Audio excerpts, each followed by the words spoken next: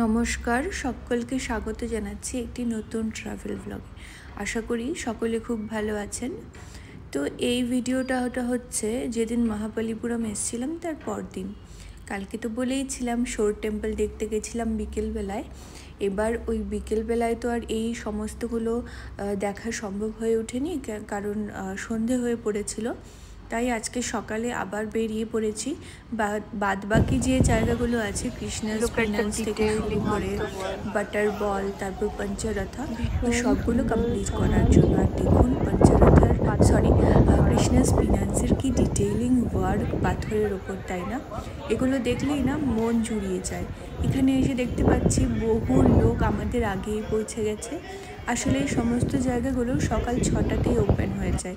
তো কেউ যদি চান ভোর ভোর এসে মানে সূর্যের প্রচণ্ড তাপটা মানে না পেতে, তাহলে কিন্তু সকাল সকাল এসে ওই সমস্ত জায়গাগুলো আপনারা ঘুরে নিতে পারেন। এই সমস্ত দর্শনীয় স্থানগুলো একই 5 কিলোমিটারের মধ্যেই অবস্থিত আছে। তো মোটামুটি 2-3 ঘন্টা তো ভালো করে দেখতে দেখতে লেগেই যায়।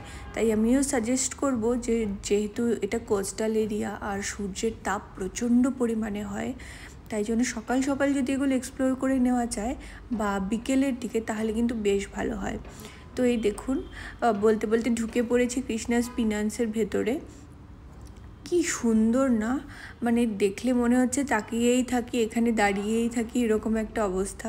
তো কিছু কিছু জায়গায় দেখলাম রিকনস্ট্রাকশনের কাজ চলছে, তাই জন্য খুব একটা ভেতরে গেলাম না। ওই সামনে থেকেই ভালো করে ঢুকে একটুখানি দেখে তারপর এই যে দেখুন, এখানে সব হিস্টোরিক্যাল জিনিসগুলো লেখা আছে। এখানে চাইলে যে স্ক্যানার আছে, স্ক্যানারে স্ক্যান করেও কিন্তু অডিও যে ভার্সনটা আছে ওটাও শোনা যায়। এটার কাহিনী কী আছে, বৃত্তান্ত, সমস্ত কিছুই অডিওর মাধ্যমেও শোনা যায়। তো এই যে ওখান থেকে বেরিয়ে এবার নেক্সট গেট দিয়ে ঢুকে যাব। সেখানে হচ্ছে কৃষ্ণাস বাটার বল, তারপর কেভ, লাইট হাউস, ওই সমস্তগুলো যাবার অ্যাক্সেস হচ্ছে এই জায়গাটা দিয়ে। আর এখানে রাস্তার ধারে দেখুন কি সুন্দর রঙ্গোলি করার জন্য ওই আবিরগুলো বিক্রি হচ্ছে। তো এগুলো দেখলাম এখানে বেশ বিক্রি হয়। আর আজকের যে দিনটা, আজকে হচ্ছে 31 ডিসেম্বর। আজকে হচ্ছে 2024 সালের শেষ দিন, আর শেষ দিনটা আমি কাটাচ্ছি হচ্ছে মহাবলীপুরমে। ভীষণ ভালো লাগছে, ভীষণ আনন্দ হচ্ছে। তো চলুন, ওই যে দেখা যাচ্ছে কৃষ্ণাস বাটার বল, একটুখানি সামনে গিয়ে দেখি।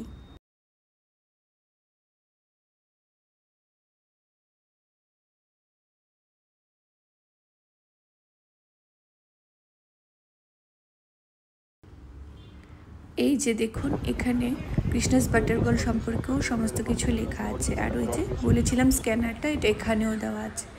এই যে হচ্ছে কৃষ্ণাস বাটার বলের ভিউ, কি সুন্দর না? এটা বছরের পর বছর ধরে, শতাব্দীর পর শতাব্দী ধরে এখানে এরকমভাবেই দাঁড়িয়ে আছে। যতই ঝড় আসুক, যতই ফ্লাড আসুক, যাই আসুক, এটা কিন্তু এখান থেকে নড়ছে না।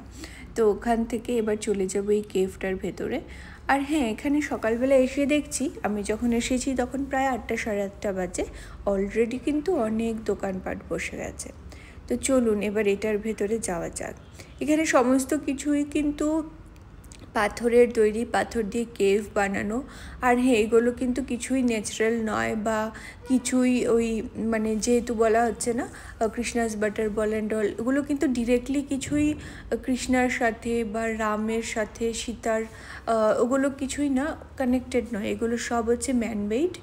ওরা পাথরের ওপর সুন্দর করে কাজ করে সেই পুরনো দিনের যে জিনিসটা আছে, যে কাহিনিগুলো আমরা শুনে এসেছি, ওগুলো এখানেই রেপ্লিকেট করেছে। তো কেউ এটা ভাববেন না যে এটা ওই সময়কার বা ওদের দ্বারা নির্মিত, ওরকম কিছু নয়। এগুলো সব কিন্তু ম্যানমেড বাট রেপ্লিকেট করা হচ্ছে সেই শতাব্দীর জিনিসগুলোকে সুন্দর করে ওদের কারুকার্যের মাধ্যমে এখানে সুন্দর করে দেখানো হচ্ছে। আর এখানে দেখুন কি সুন্দর একটা শিবলিঙ্গ, বেশ ভালো লাগছে এই জায়গাটাতে এসে। তো চলুন এই জায়গাটা একটুখানি ঘুরে দেখি।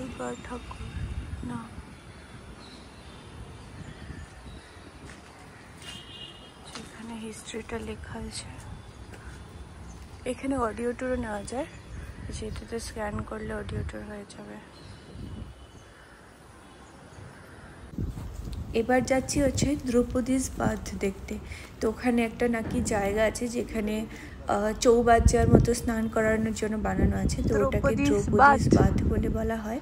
এই যে হচ্ছে সেই জায়গাটা, চলুন দেখি। উপরে এটা জল, আরে এগুলো এটা মানেটা কি? কোনো কিছুই রিয়েল না। জোড়া সাজকে রেখে এটা নাম দিয়েছে, এটা দেখে আমরা কি করব? সত্যি রিয়েল হলে দেখে মজা আসতো। আমি তো ভেবেছিলাম রিয়েল।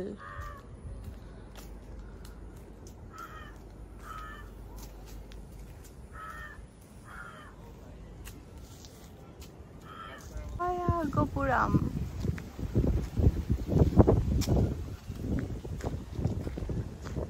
দ্রৌপদীস বাঁধ থেকে চলে এসেছে গোপুরামে। এবার এই জায়গাটা একটু ঘুরে দেখবো, তারপর যাবো লাইট হাউস। সার্কেলের মধ্যেই সমস্ত পয়েন্টস গুলো আছে, ঘুরে ঘুরে দেখতে হবে। 35 টাকা দিয়ে টিকিট কাটার পর everything is in same place. চলো ভেতরে গিয়ে শেয়ার করছি।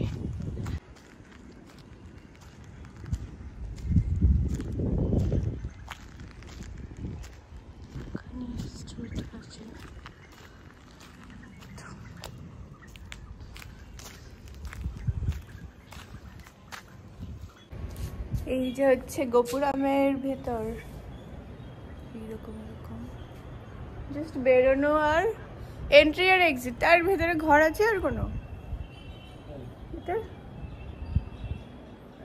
এটা ভেতরে আর কোনো কামরা আছে দেখার মতো? হ্যাঁ, এইটুকুনি বাস ডিটেইলিং কাজ হয়ে যাচ্ছে।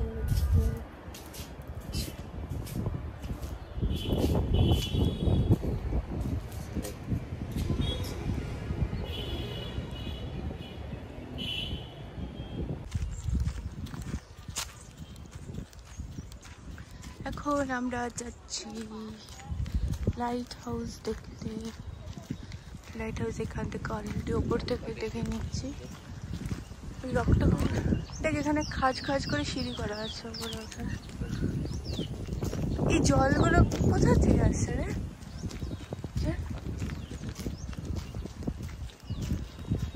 এটা মানে ওল্ড লাইট হাউসটা, ওপরের ওটা ওই যে বাড়ির মতো ওল্ড লাইট হাউসটা তো এরকমই দেখতে ছিল ছবিতে। এটা কি, এটা কোন জায়গা? লাইট হাউসের এন্ট্রি। এই রামানুজা মণ্ডপের দিক থেকে নেমে সোজা লাইট হাউস। হাই,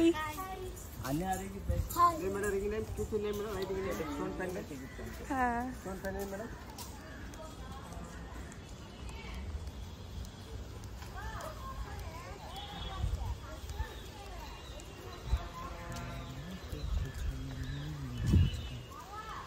বাট ভালো একদিক দিয়ে না, সব জিনিস একই জায়গায় আছে। 1 ঘন্টা কেউ টুকটাক টুকটাক করে ঘুরলে সব দেখে নেবে। কোথাও পয়সা খরচা করে ফটো ফটো নিয়ে কোথাও যেতে হবে। ওই যে দেখুন দূরে দেখা যাচ্ছে লাইট হাউস। এবারে আমরা ওখানেই যাচ্ছি। চলুন ধীরে ধীরে যাওয়া যাক লাইট হাউসের কাছে। এখান থেকে রাস্তাটা কিন্তু খুব সুন্দর, দুধারেই পাথর কাটা আছে আর মাঝখান দিয়ে একটা সরু গলি বানানো আছে, বেশ ভালো লাগছে দেখতে এখান থেকে। লাইট হাউসের ভেতরে আর যাব না, কারণ লাইট হাউস থেকে না সব থেকে দারুণ ভিউ আসে হচ্ছে হয় সানরাইজের বা সানসেটের।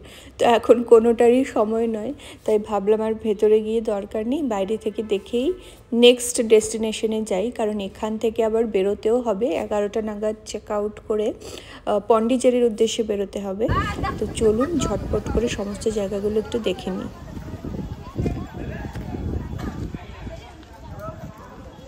এই যে লাইট হাউস, আর লাইট হাউসের পরেই হচ্ছে মহিষাসুরমর্দিনী কেভ।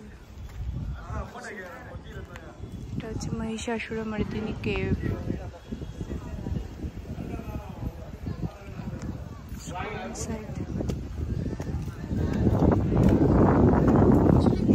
মানে ওরকম না যে অ্যাকচুয়াল কেভ টাইপের,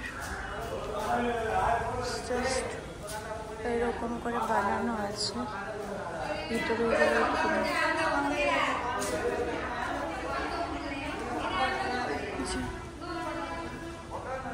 Look at the architecture.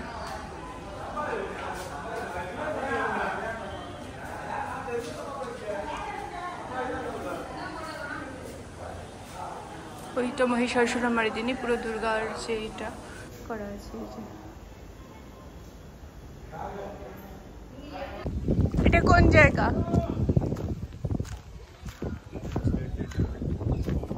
লঙ্কানেশ্বরা temple.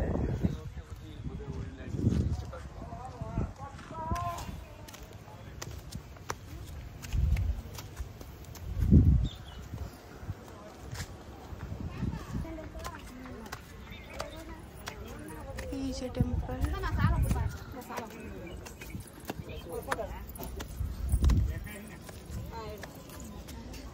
যেটা নিচে থেকে দেখা যাচ্ছিল বাস সেটাই।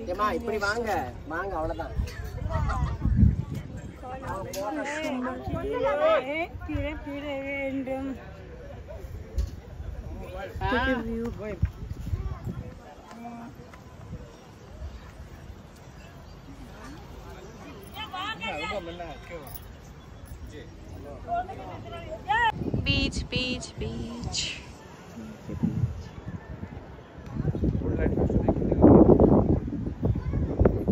लाइट हाउस नीचे तो नीचे जावा समय होगा। बड़ा हो केव ना रॉकेट बड़ा हो टेम्पल।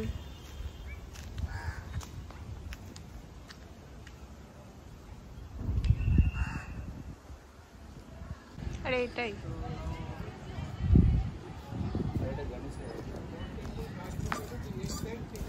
এখান থেকে এখন বেরিয়ে পড়বো পঞ্চরথার জন্য। পঞ্চরথা এখান থেকে প্রায় 1 কিলোমিটার দূরে আছে, তো ওটাও কিন্তু সেম 35 টাকার যে টিকিটটা আমি সকালে কেটেছি ওটাতেই কভার হবে। আর এই যে চলে এসেছি দেখুন পঞ্চরথাতে। এখানে বেসিক্যালি সবার নামে নামে একটা করে এরকম রথা বলছে, বাট একটা মন্দিরের মতো বানানো আছে, জাস্ট স্ট্রাকচার। আর এখানে সবার নামকরণ করানো আছে, যেমন দ্রৌপদী, যুধিষ্ঠির, অর্জুনা, ভীম, সবার নামে একটা একটা রথা বানানো আছে। তো ওটাকেই সমস্ত 5টা রথাকে পঞ্চরথা বলছে, যেটা দেখার জন্য আমরা সকলে এখানে চলে এসেছি এখন। তো চলুন একটু দেখে নিই। এই তো দ্রৌপদী রথা এরকম আছে। হ্যাঁ অর্জুনা,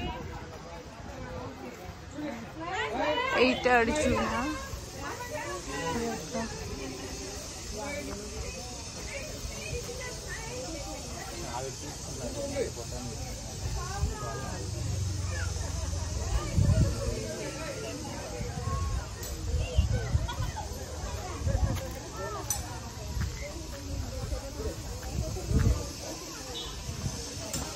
ভীম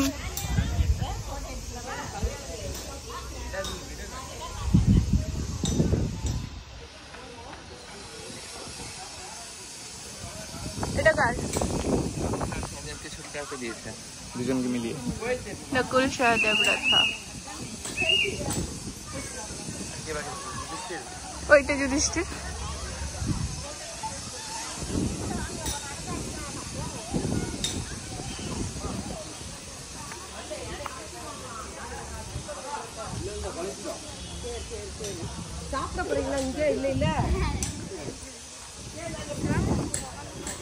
এটা ধর্মরাজা রথা। যুধিষ্ঠির কোথায়? ধর্মরাজ কে?